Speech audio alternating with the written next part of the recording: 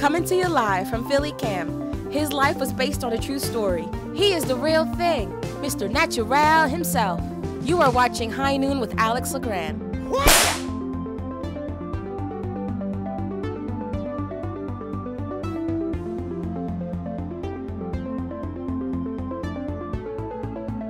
Hi, you're watching High Noon with Alex LeGrand. I'm your host, Alex LeGrand. This is episode 04, and it's been a while, so I say welcome back. Today is May 4th, that's right, it's Star Wars Day. Hit the lights!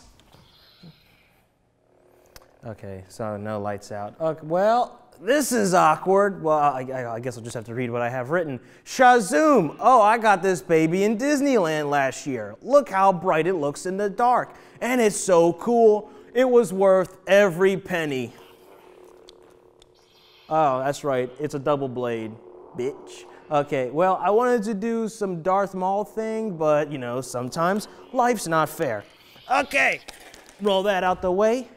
Okay, so the 100th day of Trump's presidency was on April 29th, and it just so happened to be the 25th anniversary of the LA riots. And it seemed like everyone got in on the action.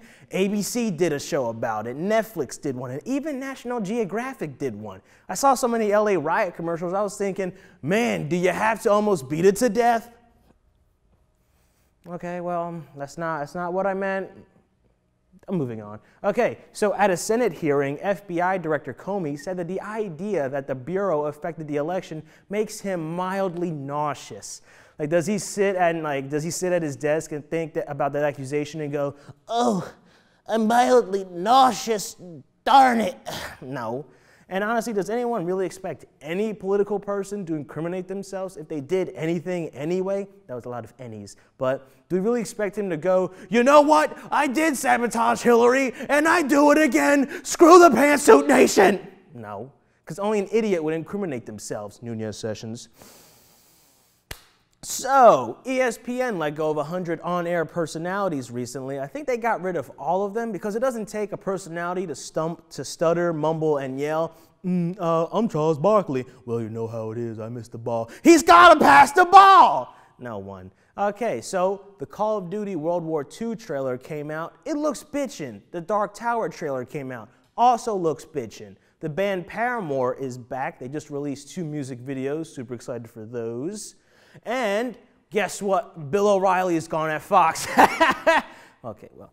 And Stephen Colbert went in on Trump during his opening monologue. I know Trump likes to grab him by the pussy, but Colbert gave it to him in the ass this time. But that's just locker room talk. Come on, let's get this thing going.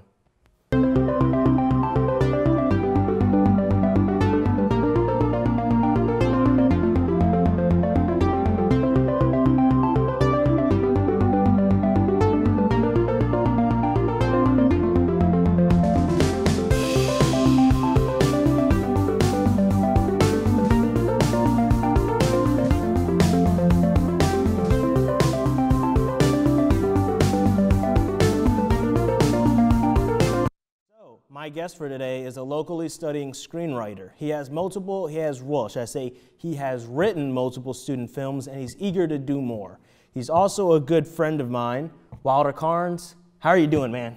Good. How are you, Alex? I'm doing pretty well. You know, I didn't have any stress sleeping last night. I had some Chinese food for breakfast, but you know what? It gave me the energy to be here. But we're here to talk about you, Wilder. So, for the people that don't know, who are you, and what do you currently do?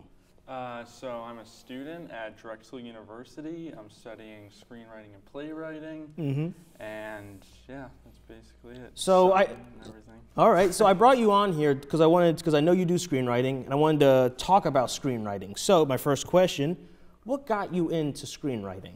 Yeah, obviously, you know, it kind of develops over a long period of time, so it's hard to like hit one moment, but I guess, you know, one thing is when I was a kid, I liked to put together comic books a lot. And what kind of comics? Action adventure kind of things, like just little like hand drawings that a kid would do, and I would try to peddle them off to other students, I guess. And I think when I got into high school, I started to like really write a lot more, like seriously. Like I always knew that I wanted to write, And then I saw like some movies, some older movies that I was introduced to, and I kind of felt kind of posh about that. They were like some old black and white movies, and I was like, oh, this is cool. Like, any movies in particular you like 12 Angry Men, To Kill a Mockingbird. Those were like some of my... All the movies I haven't seen. Those are like very like classic movies, so I felt... I guess first it was like a pretentious thing, like I was like, oh, look at me, I love these old movies. But then like once I started watching more and more, like I just loved it. And I remember in 10th grade, we read 12 Angry Men in class, like the play version, but well, it was supposed to be the play version, but the teacher screwed up and we were actually reading the screenplay version, and like no one knew that except for me, really. Yeah, so I don't know. Yeah, she was kind of an idiot, but you know, through her stupidity, I actually sort of found that that's what I wanted to do. Hey, isn't that how it happens? Always by accident. Just stumble onto a little piece of magic. So I would say, what got you into writing in the first place? Was it just like you had imagination and you're like, I'll write it down? Yeah, I don't know. I mean, I feel like it's weird because in first grade, like I was terrible at like reading and stuff. Like I was very much behind, and they would make me stay in from lunch and like go to like a teacher, and like it sucked because I just wanted to go out to recess or whatever. But they kept me in, and I worked with this woman who like, you know, she was pretty rough, but she got me through it, and like I learned how to read, and like from then on I became like pretty ravenous about reading once I learned that like that I had to go on my mental dictionary. Ravenous. Oh yes. Okay, once I learned that like that's what, you know, how like enjoyable it was, I read more and more, and from then on like I started writing as well, and it just seemed like the teachers and stuff, they like enjoyed my writing, or they were excited about it, which is always like a positive thing. So did you write like novel form? Because you mentioned you did comic book writing. Was screenwriting something you like just fell into, or was it like a first goal in mind or something? I think like, I don't remember exactly how it happened. I remember in middle school, that was when I first started doing like scripts. Like before then, like I tried to write like books, you know what I mean? But I was just a little kid, so it was just like writing as much as I possibly could until I stopped. I don't think I really finished anything, but okay. I would say we were talking about films you watch, like To Kill a Mockingbird and 12 Angry Men. Are those films, or what should I say, what films inspire you to do your writing? Is there any like vein or genre that you take most of your inspiration from, or is it, where's it come from? Yeah, I mean, I think those movies obviously are kind of like the foundation. Like I like character-driven pieces and kind of like more slow stuff, I guess, where you are more inside that character's head. There's a lot also too, those like psychological kind of dramas and things like Seven that. Or I do like Seven, or like Black Swan, or like Taxi Driver, which they're like a little more. I was just thinking of Seven, like it's just like detective. I was watching you later. What's in the box? What's in the box? All right, so you mentioned you're at Drexel, so you are a junior screenwriter, sophomore junior or something? Screenwriting and playwriting. So, what's that experience been like? It's been good. I mean, I just got back from co-op, and before that, I was in Los Angeles in their for what? The Drexel in LA program they have out there. So you go and you work and take classes at night, and then basically right from there, I went into co-op immediately. So it's kind of weird getting back into school after being away for 9 months, like as a working adult, I guess. It's like I had to get a job in the field. Yeah, exactly. So what was the LA thing like? The LA thing was great. I worked on this show called American Gods, which just came out on Starz. Oh, yeah, the Star Show. Yeah, I've seen that. And I was in technically their production company is Fremantle Media, and I was like in their production office, which I was a terrible intern there, honestly, because it was a lot more like accounting than I anticipated. Okay. Like accounting money and stuff? Yeah, like production reports and like things like that, but it was still like great, like to see how it all worked, and plus like being able to have that show, you know, on my resume is good. And the other thing, I would say probably that one of the best like not experimental, but like experience-wise internships was the other one I had there was like I worked at this tiny like boutique management company, and I did script coverage, which is just like reviewing scripts, and that was huge because just reading scripts every day, that like really helped me. So where'd you go for co-op? For co-op, I worked at NBC in New York. I've been there, well, only once. Yeah, it was great. I mean, you see like a lot of celebrities, and like that's always cool. But any celebrities worth mentioning? Like, hey, I saw Jimmy Fallon and Bernie Sanders one day. And I went there once. It was the day is the dress blue and black thing. I went there when like it was that day because they're on the news. Matt Lauer's like, is the dress blue or black or white and gold? I was like, I'll never forget it. Because that's the day it exploded. I'm on the bus over, and they're like, blue or black, white or gold. Yeah. And then we're in the dressing room, and then I get pushed out of the way by security so Savannah can get her coat. And I was like, I've just been pushed out of the way for a famous person. Yeah, that's amazing. But then, like, okay, going back, like, I know I'm taking over the interview. So I go to another concert, and then I get pushed out of the way so a lead singer can walk by. I don't know what it is, but I just get, excuse me, and then so someone can walk by. Yeah, that might be a bad omen for you. I don't know. The rest of your life. Yeah, it's just like, you could get the job. Oh, wait, sorry, that guy's going. Well, don't say that. That's a bummer. All right, so we've been talking about your work experience and stuff. So where do you hope to take your career? Golden Yellow Brick Road path. Where do you hope to take it? I guess the big, huge dream is one day I'm, living in Los Angeles and writing for some TV show, some hour-long drama or something like that. Do you want to do a comedy, action? Definitely dramas.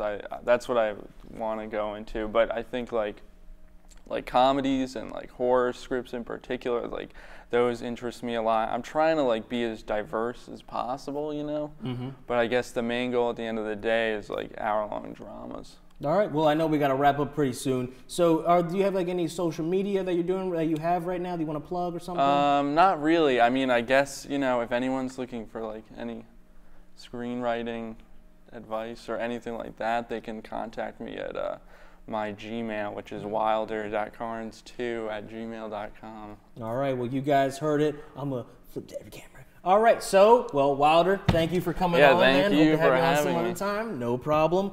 All right, so, hey, guys, don't go anywhere. When we come back, I'll play some short clips that Wilder brought us, and later we'll hear some blues wisdom from Master Yoda. Stay tuned. Thanks for tuning in to High Noon with Alex LeGrand. We'll be right back after this video.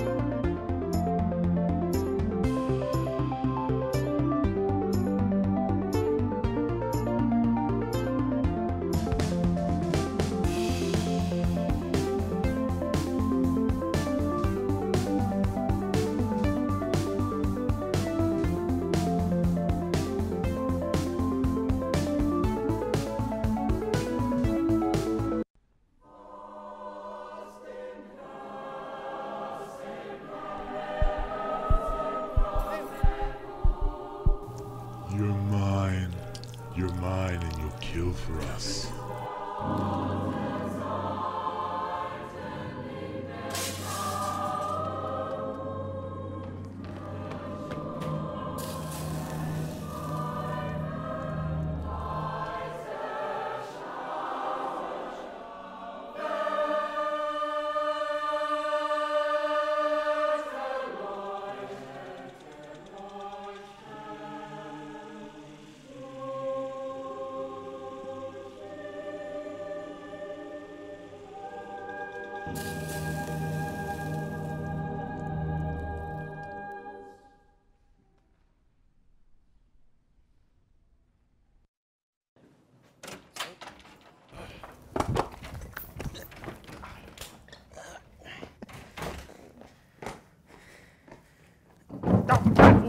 Nine, little Jason, no, get up.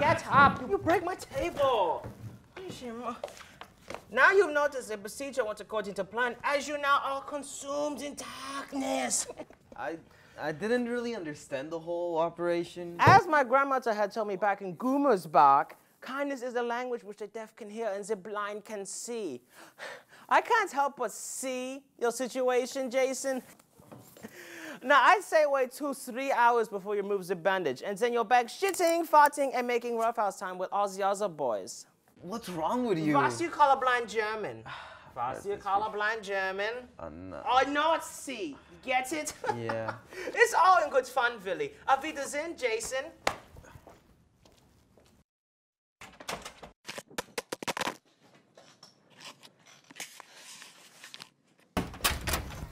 Buddy, how's it going? Who is there? Just an old friend? Oh, no. Yes, that's right. Siri, call Mom. Siri, she sounds like a real catch. Hello, Mom? Jason, I don't have time for this. Why him? You needed the help, Jason. More importantly, I'm too busy. Please don't do this. I'll wait if I have to. I've got a double shift at the hospital. I'm not driving down there. We're running out of time. Ah! Jesus! Relax, it's just a joke. Ah! You're coming with me. No way in hell.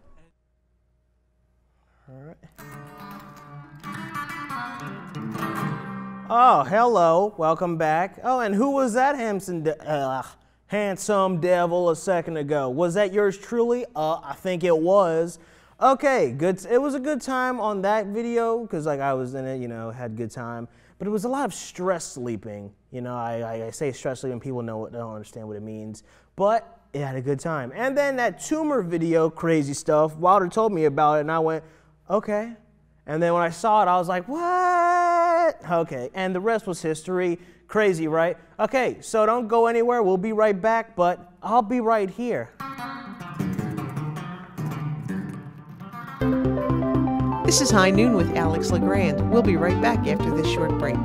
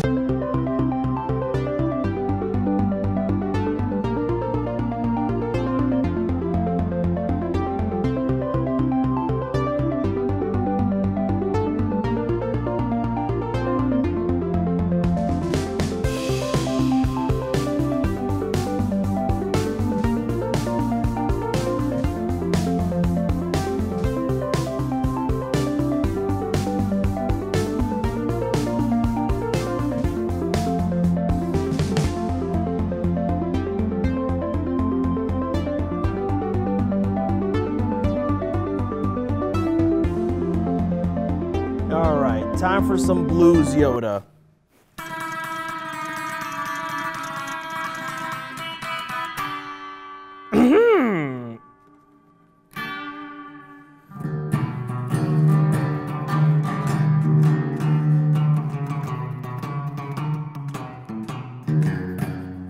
I told Luke not to use the force, not excessive force, that's police brutality.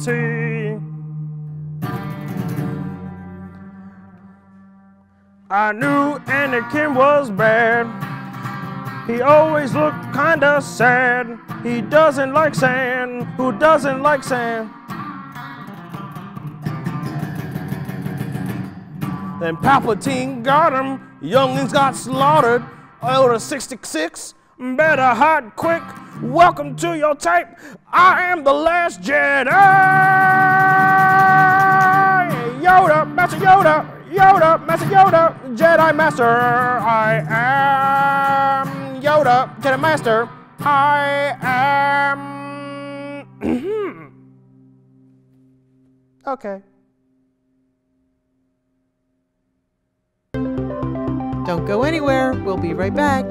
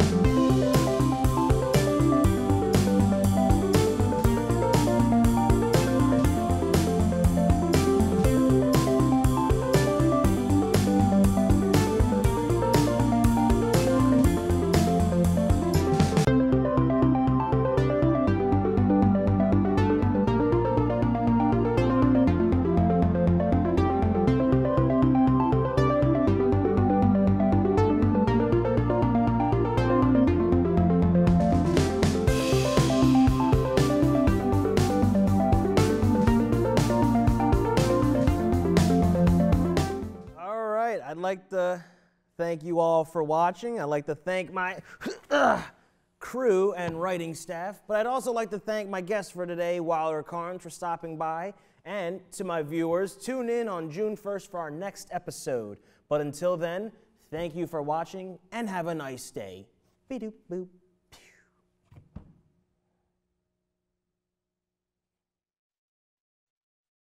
YouTube and Facebook.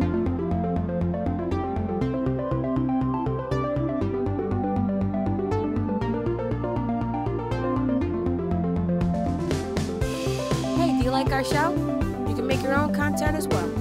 Just go to phillycam.org to learn how.